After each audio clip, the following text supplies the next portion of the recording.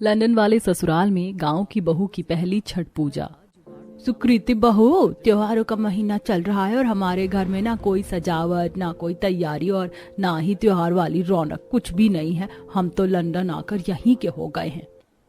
ठीक तो है माँ जी, जैसा देश वैसा भेष। अब हम लंदन में रह रहे हैं तो हम यहीं के तौर तरीकों से जिएंगे ना। लेकिन बहू, इसका मतलब ये थोड़ी है कि हम अपने भारत को पूरी तरह भूल जाएं, अपनी संस्कृति, मर्यादा और अपना देश धर्म हम यहाँ आकर भूल तो नहीं सकते।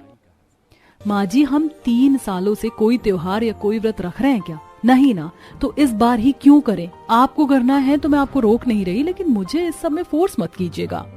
सुकृति की बातें सीधी कविता के दिल पर लगी। कविता के परिवार को लंदन में रहते हुए 3 साल हो चुके थे और इन 3 सालों में उसके घर का माहौल पूरी तरह बदल चुका था। उसका बेटा, बहू और बेटी पूरी तरह विदेश के रंग में ढल चुके थे, जिससे कविता को अपने भारत में बनाए त्योहार और बिताए सारे अच्छे दिन याद आ रहे थे। मेरा सामान पैक कर दे अंजलि, मैं कुछ समय के लिए कुनिका भाभी के घर जा रही हूँ। मेरा यहाँ मन नहीं लग रहा, हो सकता है वहाँ मेरा थोड़ा मन लग जाए। माँ, आप भी अजीब हो, पता नहीं कैसे आपको लंदन में रहकर सभी त्योहारों की तारीखें पता चल जाती हैं और फिर उन्हें सोच सोच कर आप अपने मन पर बोझ बना लेती हैं।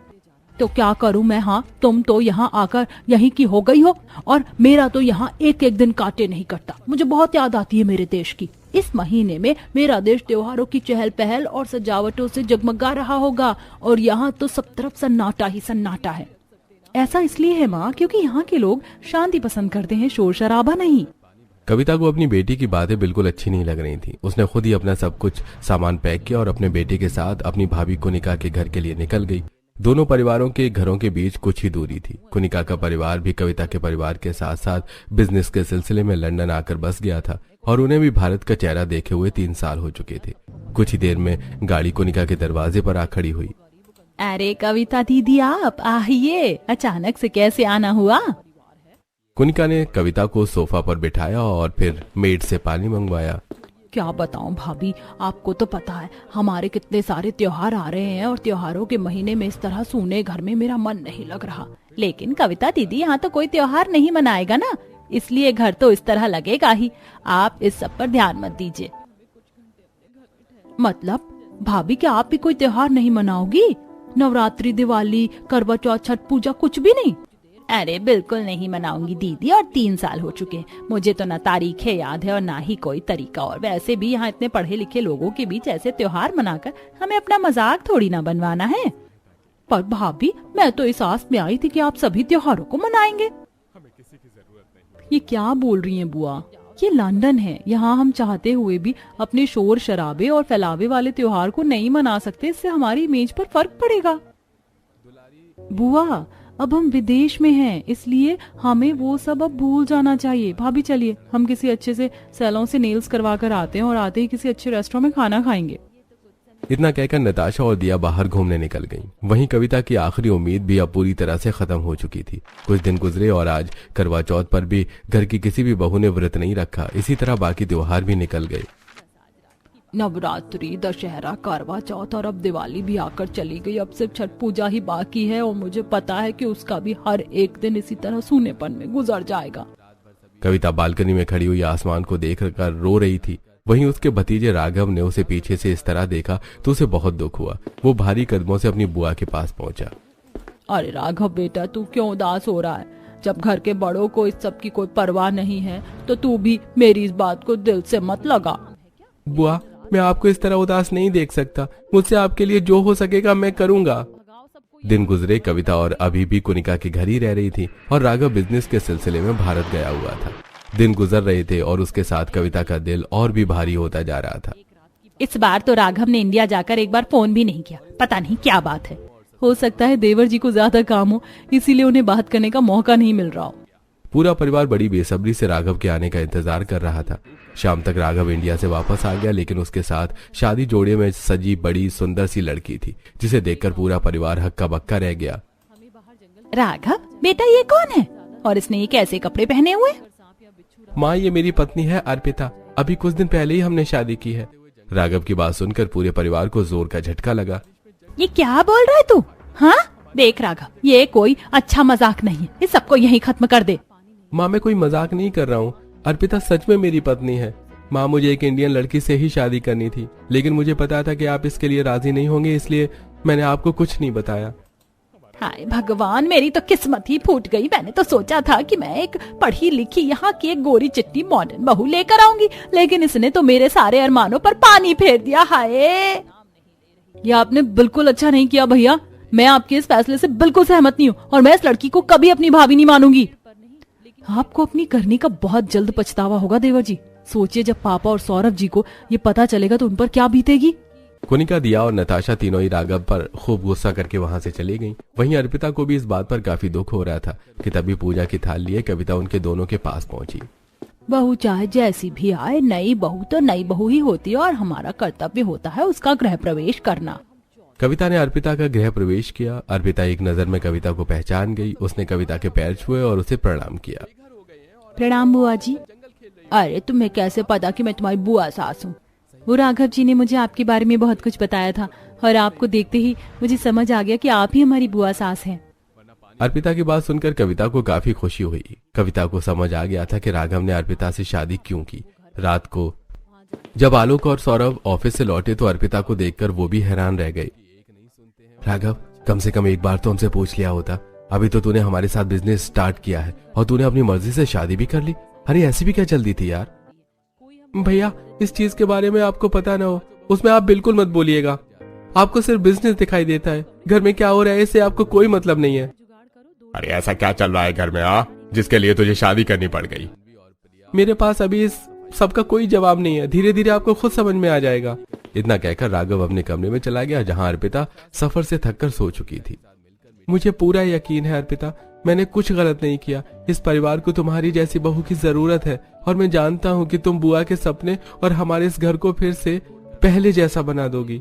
कुछ देर बाद राघव भी सो गया और अगले दिन अर्पिता की पहली रसोई की रस्म थी। अर्पिता की सुबह जल्दी आंख खुल गई। अर्पिता गांव की सीधी सादी लेकिन पढ़ी लिखी लड़की थी। अर्पिता के अंदर वो सारे गुण थे जो एक सास को अपनी बहू में चाहिए होते हैं। अर्पिता नहा धोकर तैयार होकर रसोई में गई जहाँ कविता उसका इंतजार कर रही थी। मुझे पता था कि तुम जल्दी उठ जाओगे। आज तुम्हारी पहली रसोई है ना। इस घर में कोई इतनी जल्दी नहीं उठता, इसलिए तुम जो बनाना चाहो बना सकती हो। अर्पिता कविता की बात सुनकर काफी खुश हुई और फिर उसने अपनी पहली रसोई का खाना बनाया जो कि बिल्कुल हिंदुस्तानी और गांव के तरीके से बना था। कुछ देर बाद सभी घर वाले उठ गए और नहा धोकर डाइनिंग टेबल पर नाश्ते का इंतजार करने लगे। कुछ ही देर में मेड्स ने टेबल पर नाश्ता लाकर रख दिया जिसे देखकर सबके होश उड़ गए। अरे आज का नाश्ता तो बिल्कुल हिंदुस्तानी तरीके से बना हुआ है। पोहा, खिचड़ी, पराठे, आलू की भुजी और दूध की चाय। कविता, क्या आज का नाश्ता तुमने बनाया है? बुआ सास नहीं बनाया होगा, वरना हमारी मेड्स तो ऐसा खाना नहीं बना सकती। क्या हो गया कविता जी, आज कुछ खास है क्या, या फिर त्योहारों की खुशी में आपने ये सब बना डाला? अरे आप सभी भूल गए क्या, घर में नई बहू आई है और आज उसकी पहली रसोई उसी ने ये सब बनाया है। इतना सुनते ही जिस बात को अभी तक सभी भूले हुए थे उसने अचानक उनके सरों पर विस्फोट कर दिया। नताशा, दिया और कोनिका ने तुरंत मुंह बना लिया। वहीं आलोक और सौरभ से नाश्ते को छोड़ा नहीं जा रहा था। कविता ने अर्पिता को रसोई से वहां बुलाया और उसके खाने की तारीफ की। मानना पड़ेगा बहू, तू काफी अच्छा खाना बनाती है। हमने बहुत दिन बाद ऐसा खाना खाया है। अरे क्या अच्छा खाना, नाश्ते में ही पूरे दिन के खाने का इंतजाम कर दिया। भला नाश्ते में इतना भारी खाना कौन खाता है? अरे इस तरह तो सिर्फ गांव देहात के लोग ही नाश्ता करते हैं। मैं गांव से ही हूँ माँ जी, और हमारे यहाँ ऐसा ही नाश्ता किया जाता है। अगर ऐसा है तो सब कुछ तुम ही खाओ। माँ, भाभी चलिए, हम मेड से कहकर लाइट नाश्ता बनवा लेते हैं। और तीनों बहू, सास, बेटी मुंह बनाकर वहां से चली गई। लेकिन कविता, आलोक, सौरभ और राघव अभी भी नाश्ता कर रहे थे, इसलिए अर्पिता ने सिर्फ उन पर ध्यान दिया और अपने मन को समझा लिया। सभी नाश्ता करके अपने अपने कामों में लग गए। वहीं अर्पिता घर में अकेली बोर हो रही थी। तभी कविता उसके कमरे में आई। अरे तुम इस तरह अकेली क्यों बैठी हो? चलो मैं तुम्हें हमारा घर दिखा देती हूँ। कविता ने अर्पिता का हाथ पकड़ा और उसे घर दिखाने लगी। इस बीच कविता ने उसे अपने बारे में भी बताया। देखो, ये है हमारा गार्डन और यहाँ एक छोटा सा तालाब भी है जिसमें छोटी छोटी मछलियाँ हैं। दोनों घर के गार्डन में बने तालाब के पास बैठ गईं और मछलियों को देखने लगी। तालाब का पानी काफी साफ था जिसमें रंग बिरंगी छोटी छोटी मछलियां साफ तैरती नजर आ रही थी। इसी बीच कविता ने अर्पिता से उसके बारे में भी पूछा। असल में इंडिया में मैं राघव जी की कंपनी में अभी 1 महीने पहले ही काम पर लगी थी। राघव जी को मेरा काम हमेशा पसंद आता, इसी बीच उनसे अच्छी बोलचाल हो गई। मैं एक गांव की लड़की हूँ, लेकिन अपने माता पिता का सहारा बनने के लिए मैंने शहर में नौकरी की। मुझे घर के काम करना बहुत अच्छा लगता है। मेरी माँ ने मुझे पढ़ाने के साथ साथ बाकी सारे काम भी सिखाए हैं। तुम्हारी बातों से ही पता चलता है कि तुम्हारी माँ ने तुम्हें कैसे संस्कार दिए हैं, और शायद इन्हीं संस्कारों और सादगी की वजह से मैं राघव जी को पसंद आई। और एक दिन अचानक ही वो मेरा हाथ मांगने मेरे घर चले आए। माँ और बाबा इस रिश्ते से काफी खुश थे, इसलिए उन्होंने मुझे विदा करके राघव जी के साथ भेज दिया। हमारा राघव यहाँ रहता है, काम करता है, लेकिन उसकी सोच अपने देश से ही जुड़ी हुई है, इसीलिए उसने यहाँ की हर लड़की को छोड़कर तुम्हें पसंद किया। अब इसी तरह बातें करते हुए कविता ने अर्पिता को पूरा घर दिखाया। कविता और अर्पिता साथ में काफी हंसी खुशी रहा करती थी और इससे घर की बाकी औरतों को दिक्कत हो रही थी। दिन गुजरे और अब छठ पूजा काफी करीब थी। माँ, आप सभी चीजों की अच्छे से तैयारी कर लीजिएगा। राघव जी 2 दिन बाद आपसे सारा सामान लेने आएंगे। बेटा, तू सच में छठ पूजा का व्रत रखेगी? अरे हाँ माँ, जिस तरह आप रखती हो। आपने भी तो हमेशा से छठ पूजा का व्रत रखा है ना। तब मैं आपकी हर एक चीज का ख्याल रखा करती थी, लेकिन इस बार मैं आपके साथ नहीं होंगी। अरे तू मेरी चिंता मत कर, मुझे तो इस सब की बहुत अच्छे से आदत हो चुकी है। बस तू अपना ख्याल रखना। वैसे तेरे घर में और कौन कौन छठ पूजा का व्रत रखेगा? इस पर अर्पिता कुछ भी नहीं बोल पाई, क्योंकि उसके ससुराल में किसी को छठ पूजा से कोई फर्क नहीं पड़ता था।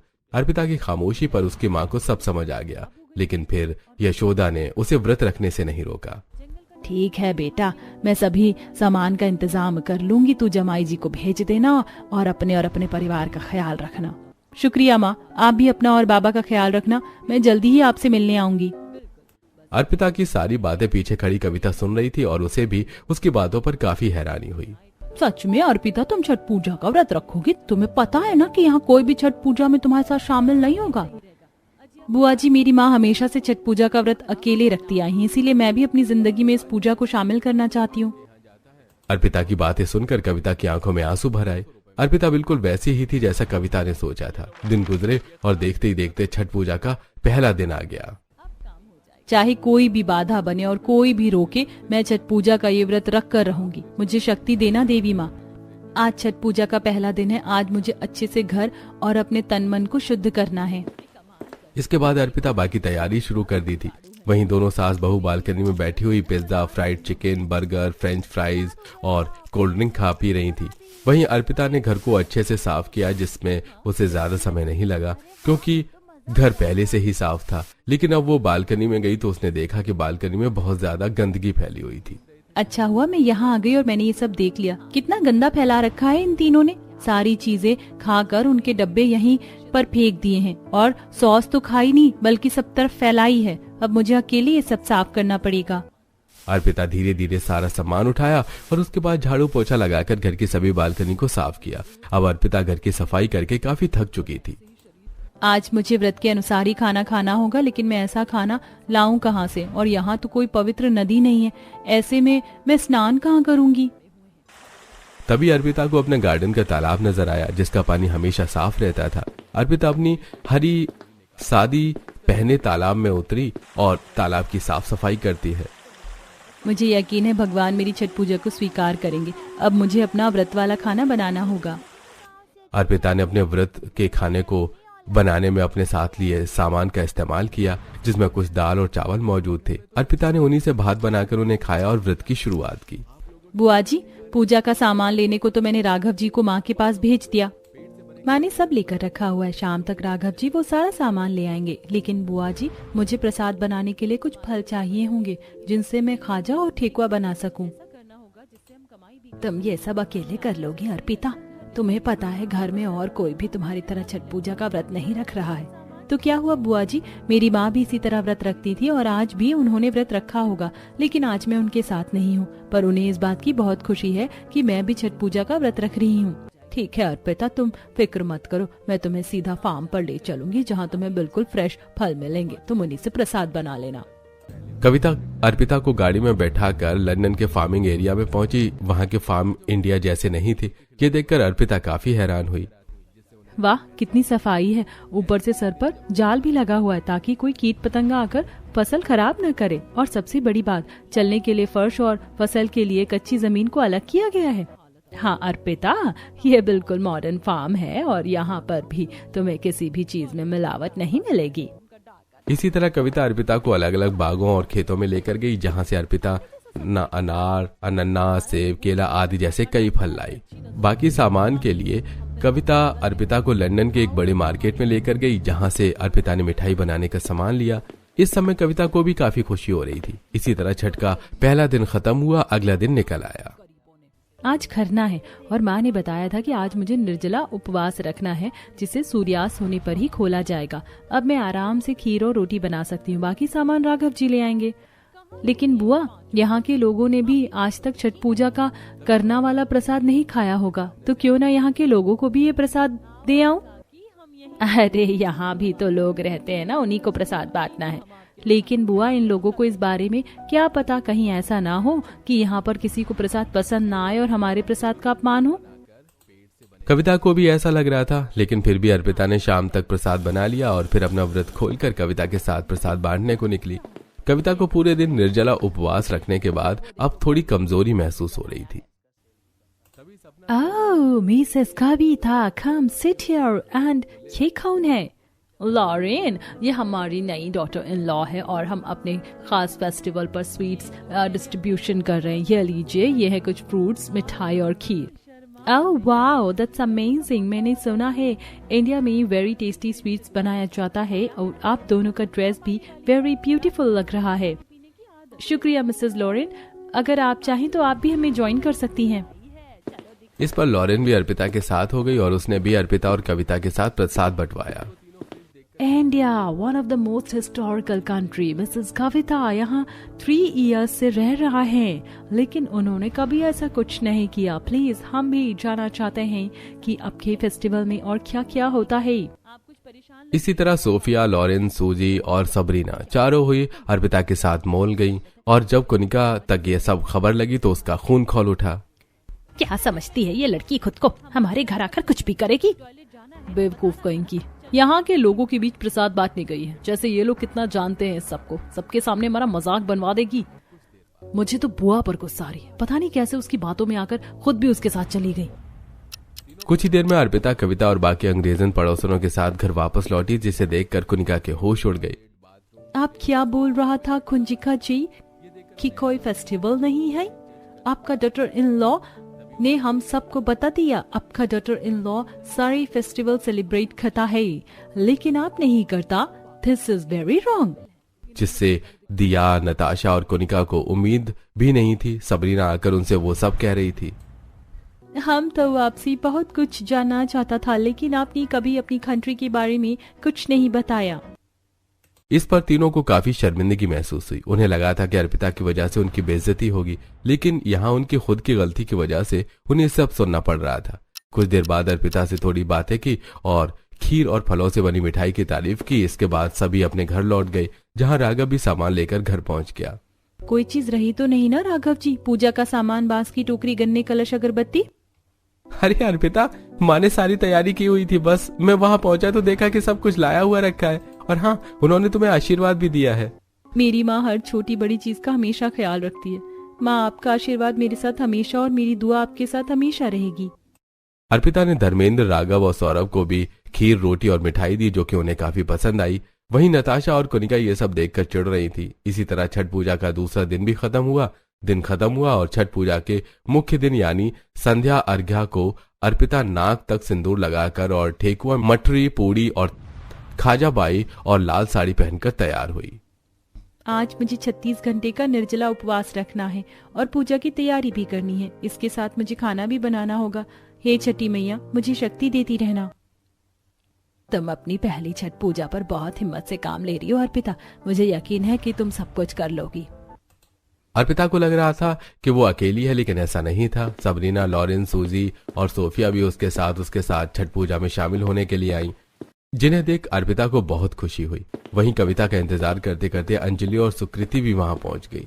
अरे माँ जी, आपको बड़ा मन लग रहा है मामी के घर। आप तो वापस ही नहीं आना चाहती। क्या करूं, अर्पिता बहू है ही इतनी अच्छी कि मेरा इसे छोड़कर आने का मन ही नहीं कर रहा। सुकृति ये बात सुनकर पूरी चिढ़ गई कि तभी थोड़ी देर बाद अर्पिता अपनी नई अंग्रेजन दोस्तों के साथ गार्डन में आई, जिसे देखकर सुकृति हैरान रह गई। अर्पिता ने अपनी अंग्रेजन दोस्तों को भी अपनी तरह लाल, नारंगी और हरे रंग की साड़ी पहनाई और उनके भी सिंदूर लगाया। ये देखकर अंजलि और दिया का भी तैयार होने को मन करने लगा। चलो हम भी इन सब के साथ शामिल होते हैं। मेरा भी बहुत मन कर रहा है इस फेस्टिवल को सेलिब्रेट करने का। कितने लंबे समय के बाद घर में ऐसी चहल पहल हो रही है। दिया और अंजलि भी अच्छे से कपड़े बदल कर आई और उन्होंने घर के गार्डन को सजाया। धीरे धीरे समय बीता और कठिन उपवास की वजह से अर्पिता को चक्कर महसूस होने लगे। Oh my god, Arpita are you okay? तुम बहुत फेल दिख रही हो। मैं ठीक हूँ, बस सुबह से खाना पीना ना लेने की वजह से थोड़ा चक्कर आ रहा है। अर्पिता बहू, तू सुबह से तैयारी में लगी हुई है, अब कुछ देर के लिए सो जा, जब शाम होगी मैं तुझे उठा दूंगी। अर्पिता ने कविता की बात मानी और गार्डन में कविता की गोद में सर रखकर सो गई। वहीं ये सब देखकर सुकृति को बहुत जलन और शर्मिंदगी महसूस हो रही थी। सूरज डूबने से कुछ समय पहले कविता ने अर्पिता को जगाया और फिर अर्पिता ने गार्डन के साफ पानी वाले तालाब में उतरकर डूबते सूर्य को अर्घ दिया और उसके बाद गार्डन के बड़े तालाब में उतरी। उसे देख बाकी अंग्रेजन बहुओं ने भी उसी की तरह कलश उठाकर सूर्य को अर्घ दिया। वाटर से कितना अच्छा स्मेल सा आ रहा है और पॉन्ड को भी कितने अच्छे से डेकोरेट किया गया है। ऐसा इसलिए है क्योंकि पानी में सुगंधित सामग्रियों को डाला है, इसीलिए पानी में इतनी अच्छी सुगंध आ रही है। मुझे तो ये सब बहुत अच्छा लग रहा है। Thank you so much Arpita. इसी तरह शाम को तालाब के किनारे पूजा की सामग्री और गन्ना, नारियल और फलों से भरी टोकरियों को सजाकर अर्पिता ने सबके साथ पूजा की। सिर्फ सुकृति, कुनिका और नताशा पीछे खड़ी ये सब देखकर अपने आप पर ही शर्मिंदा हो रही थी। मैं भी इसे अगरबत्ती बोलते हैं ना? यस मिसेस लॉरेन, क्या आप भी अपने घर के लिए लेना चाहेंगी? मेरे पास बहुत सारी मौजूद हैं। ओह वाओ, व्हाई नॉट, मुझे भी ये चाहिए, इसमें फ्लावर जैसा स्मेल आता है। अर्पिता ने अपनी सभी अंग्रेजन दोस्तों को अगरबत्ती दी, जिसके बाद अर्पिता ने छठ पूजा के गीत गाए। उसकी मधुर आवाज सुनकर सभी गीतों में मगन हो गए। तालाब में दिए तैर रहे थे, खुशबू से पानी महक रहा था और अर्पिता की सुरीली आवाज सजे हुए पूरे गार्डन में फैल रही थी, जिसे सुनकर धर्मेंद्र, सौरभ और राघव भी उनके साथ शामिल हो गए। जिसके बाद कविता ने सबको छठ पूजा की कथा सुनाई, जिसे दिया और अंजलि ने अंग्रेजों और पड़ोसनों को इंग्लिश में ट्रांसलेट करके बताया। आपका फेस्टिवल सच में वंडरफुल है और आप फेस्टिवल पर बहुत अच्छी डेकोरेशन करता है। क्या आज इस फेस्टिवल का एंडिंग है? नो मिसेस सोफिया, आज नहीं। अभी मुझे अपना 36 घंटों का फास्ट पूरा करना है। कल सनराइज होने पर ही फास्ट कंप्लीट होगा। Arpita, my daughter, I am so proud of you. तुम वेरी स्ट्रांग हो। सभी वुमेन्स को तुम्हारी तरह स्ट्रांग होना चाहिए। Thank you so much aunty Sabrina, ये बात मेरे लिए बहुत मायने रखती है। इसी तरह हंसी खुशी अभी के साथ छठ पूजा का तीसरा दिन भी खत्म हुआ। सभी अंग्रेजों ने अपने घरों को वापस लौट गईं, जहां कुनिका, नताशा और सुकृति अपना मुंह छिपाए फिर रही थीं। अब उन्हें अपनी सारी गलती साफ नजर आ रही थी। हमें तो लगा था कि यहाँ ऐसा कुछ करने से हमारी बेइज्जती होगी, लेकिन ये सब तो यहाँ के लोगों को बहुत पसंद आ रहा है। हम भारतीय महिलाएं होकर भी सबसे दूर हैं, जबकि विदेशी महिलाएं अर्पिता के साथ सब कुछ कर रही हैं। सच कहूँ तो मामी, मुझसे तो शर्म के मारे पलके भी नहीं उठाई जा रही है। लानत है हम जैसे हिंदुस्तानी औरतों पर, जो हिंदुस्तानी होकर भी अपने देश की संस्कृति को भूल बैठी हैं। तीनों सास बहुओं की रात इसी तरह बेचैनी में ये सब सोचते सोचते कट गई। अगली सुबह सूरज उगने से पहले ही अर्पिता की नींद खुली और वो तैयार होकर गार्डन में पहुंची, लेकिन जो उसने वहां देखा उसे देखकर उसे अपनी ही आंखों पर यकीन नहीं हुआ। आप सब यहाँ, वो भी इतनी सुबह? यस माय डॉटर, हम यहाँ तुम्हारी पूजा को कंप्लीट होते देखना चाहते हैं। कविता, दिया और अंजलि के साथ साथ सबरीना, सूजी, लॉरेन और सोफिया भी वहां मौजूद थी। आप लोग सच में बहुत अच्छे हैं। मैं आपको तहे दिल से शुक्रिया अदा करती हूँ। Thank you so much everyone. कुछ ही देर में सूरज उगने लगा और अर्पिता ने पानी में उतरकर सूर्यदेव को अर्घ दिया। अर्पिता पर सूरज की रोशनी पड़ रही थी, उसकी आंखें बंद थीं और उसके हाथों में कलश था, जिससे वो सूर्य को अर्घ दे रही थी। ये नजारा देखकर सबकी आंखें चमक उठी, जिसके बाद कविता ने गले से लगा लिया। तूने सच में मेरी ख्वाहिश पूरी कर दी बहू। तू सच में मेरे जीवन में बिल्कुल एक देवी के समान है। ये सब देखकर दिया और अंजलि की आंखें भर आईं। वहीं रात भर नींद न आने पर सुकृति, कुनिका और नताशा भी ये सब देख रही थी और उनकी आंखों में भी पछतावे के आंसू थे। अर्पिता ने कच्चे दूध का शरबत पीकर अपना व्रत खोला और फिर सभी को प्रसाद दिया। इसके बाद कुनिका और नताशा ने अर्पिता से माफी मांगी। आप माफी मत मांगिए, आपको इस बात का एहसास हो चुका है। बस इससे बड़ी बात और कुछ नहीं होगी। और अब इसी तरह सभी ने अर्पिता को अपना लिया और सभी मिलजुल कर खुशी खुशी एक दूसरे के साथ रहने लगे। और अब जब भी छठ पूजा का फेस्टिवल आता तो सास बहू जेठानी भी बहू की मदद करती और उसके साथ सभी फेस्टिवल अच्छे से मनाती। वहीं अर्पिता की अंग्रेज सहेलियां भी उसका पूरा साथ दिया करती और ऐसे ही हर साल अंग्रेजन सहेलियों के साथ फर्स्ट छठ पूजा बनाया